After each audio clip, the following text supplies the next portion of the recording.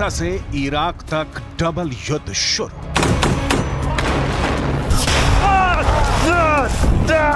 Gaza युद्ध धीरे धीरे मिडिल ईस्ट से लेकर पश्चिम एशिया तक फैल चुका है।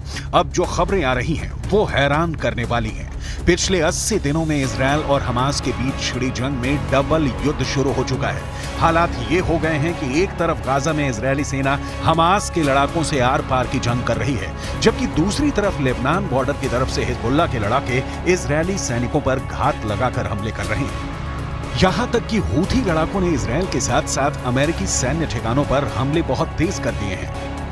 यहां तक कि ईरान के कताइब हिजबुल्लाह लड़ाकों ने इराक और सीरिया में अमेरिकी सैन्य ठिकानों पर रॉकेट से हमले किए हैं, जिसकी वजह से अमेरिकी सेना के होश उड़ गए हैं। हम आपको डबल युद्ध में ट्रिपल अटैक की वो हकीकत दिखा रहे हैं जो आने वाले दिनों में इजरायल और अमेरिका के लिए नासूर बनने जा रही है।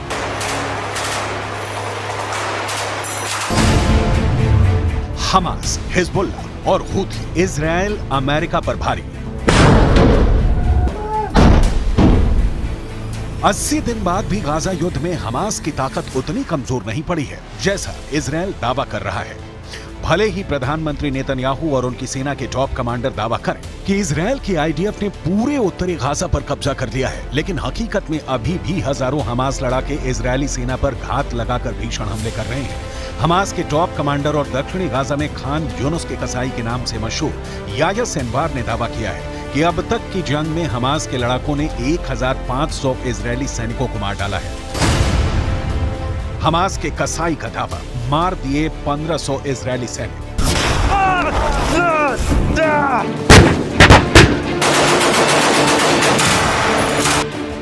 गाजा में भले ही इजरायली सेना ने बढ़त बना रखी हो, लेकिन इजरायल के पीएम नेतन्याहू को भी मानना पड़ा है कि गाजा युद्ध में इजरायली सैनिक काफी संख्या में मारे गए हैं, जो हालात को और बदतर बना रहा है। इजरायल खुद मान चुका है कि उसके 475 से ज्यादा सैनिक अब तक जंग में मारे जा चुके हैं।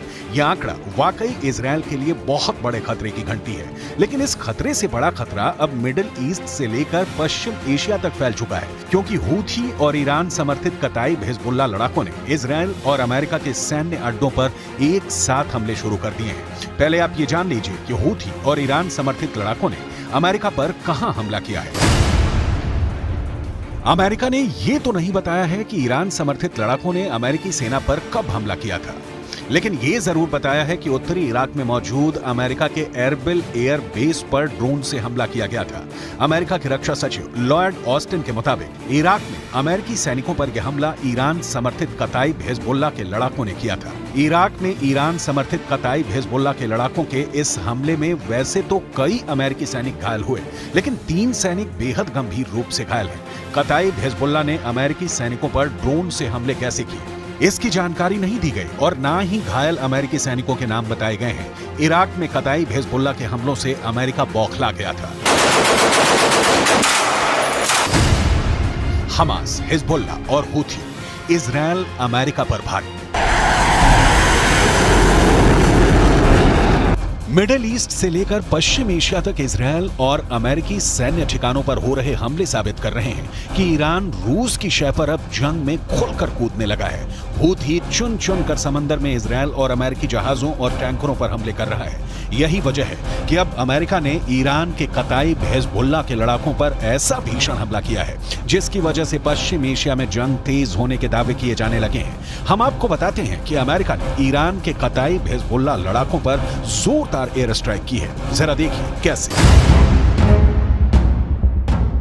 अमेरिकी रक्षा सचिव लॉयड ऑस्टिन के मुताबिक अमेरिकी सेना ने ईरान समर्थित कताइब हिजबुल्लाह पर भीषण हवाई हमले किए हैं। कताइब हिजबुल्लाह पर अमेरिका ने यह हमले इराक और सीरिया में किए हैं। सोमवार यानी 25 दिसंबर को अमेरिकी सेना ने कताइब हिजबुल्लाह पर हमला किया था।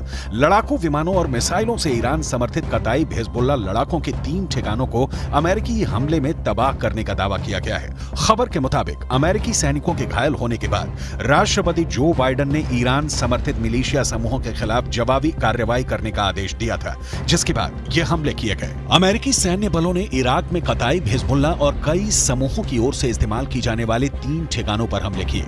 ये सटीक हमले इराक और सीरिया में अमेरिकी अधिकारियों के खिलाफ ईरान प्रायोजित मिलिशिया हमलों का जवाब है।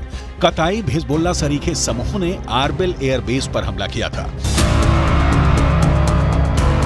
इजरायल और अमेरिका इस वक्त मिडिल ईस्ट और पश्चिम एशिया में डबल युद्ध से जूझ रहे हैं। पीएम नेतन्याहू को लग रहा था कि हमास युद्ध विराम इजरायल की शर्तों पर जरूर करेगा, लेकिन अब खबर आ रही है कि हमास के टॉप कमांडर्स ने साफ दावा कर दिया है कि हमास सीज फायर नहीं करेगा और ना ही कोई समझौता, वो आखिरी दम तक जंग करेगा। गाजा पट्टी में इस वक्त उत्तरी गाजा से ज्यादा भीषण जंग दक्षिणी गाजा में चल रही है। हालात ये हो गए हैं कि इजरायल और हमास की जंग थमने की एक और उम्मीद को बड़ा झटका लगा है।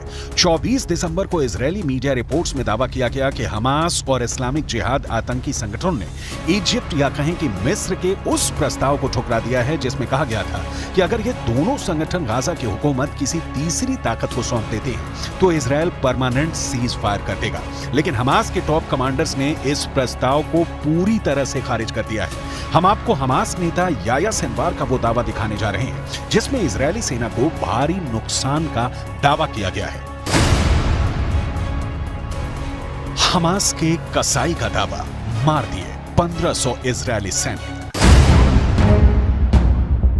इजरायल की मीडिया रिपोर्ट के मुताबिक हमास के टॉप नेता और कमांडर याया सिनवार ने दावा किया कि हमास की सैन्य शाखा अल कसम ब्रिगेड ने 5000 से अधिक इजरायली सैनिकों को निशाना बनाया और उनमें से करीब 1500 इजरायली सैनिकों को मार डाला है। हालांकि ऐसा कोई आंकड़ा इजरायल की ओर से जारी नहीं किया गया है। हमास नेता सिनवार ने इजरायली सैन्य उपकरणों को नष्ट करने की संख्या के बारे में भी बढ़ा चढ़ाकर दावा करते हुए कहा कि हमास ने 750 इजरायली सैन्य वाहनों को तबाह कर दिया है। सिनवार ने इजरायल का जिक्र करते हुए कहा कि उसके कब्जे को मान लेने की शर्तों पर कभी समझौता नहीं होगा और ना ही हमास कभी सरेंडर करेगा।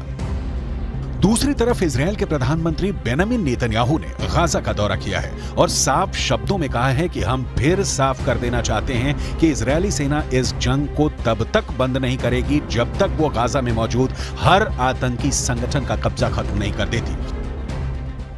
אמש שוחחתי שוב עם הנשיא ביידן. אני מעריך את עמדתה האיתנה של ארצות הברית במועצת הביטחון, עמדה שתומכת במאמץ המלחמתי שלנו. אמרתי אתמול לנשיא ביידן שאנחנו נילחם עד לניצחון המוחלט. ייקח כמה זמן שזה ייקח. हालांकि इजरायल के भीषण हमलों से गाजा लगभग तबाह हो चुका है। जरा देखिए फिलिस्तीनी किस हालत में पहुंच चुके हैं। इजरायल के ऑपरेशन स्वॉर्ड ऑफ आयरन के तहत इजरायल ने सबसे ज्यादा भीषण हमले उत्तरी गाजा में किए हैं। साल 2023 में गाजा पट्टी में हुए इजरायली हमलों में अब तक 1 लाख से ज्यादा इमारतें गाजा में तबाह हो चुकी हैं। उत्तरी गाजा की लगभग 11 लाख की आबादी में से 85% फिलिस्तीनी हमास समर्थक भाग चुके हैं। ज्यादातर फिलिस्तीनी उत्तरी गाजा से दक्षिणी गाजा की तरफ भागे हैं। इजरायल की आईडीएफ का दावा है कि उसने 7 अक्टूबर से अब तक 22,000 से अधिक टारगेट्स पर हमला किया है और उन्हें तबाह कर दिया है। 80 दिनों से ज्यादा की जंग में इजरायल ने हमास के हर उस ठिकाने को तबाह किया है जहां से हमास या तो हमला कर रहा था या फिर उसके लड़ाके छिपे हुए थे। अमेरिकी मीडिया की रिपोर्ट के मुताबिक इजरायल ने दक्षिणी गाजा में भयानक बमबारी शुरू कर दी है। दक्षिणी गाजा में इजरायली वायुसेना 907 किलो के सैकड़ों बम गिरा रही है। एक्सपर्ट्स के मुताबिक अमेरिका ने भी किसी देश के रिहायशी इलाके में इतने बम नहीं गिराए हैं। कुल मिलाकर हमास, हिजबुल्लाह और हूथी तीनों संगठनों के लड़ाके इजरायल और अमेरिका से लंबे युद्ध की तैयारी में जुट चुके हैं। चीन, ईरान, रूस की शह पर अब मिडिल ईस्ट और पश्चिम एशिया में ऐसा डबल युद्ध शुरू हो चुका है जो नए साल में तीसरे विश्व युद्ध का बड़ा कारण बन सकता है।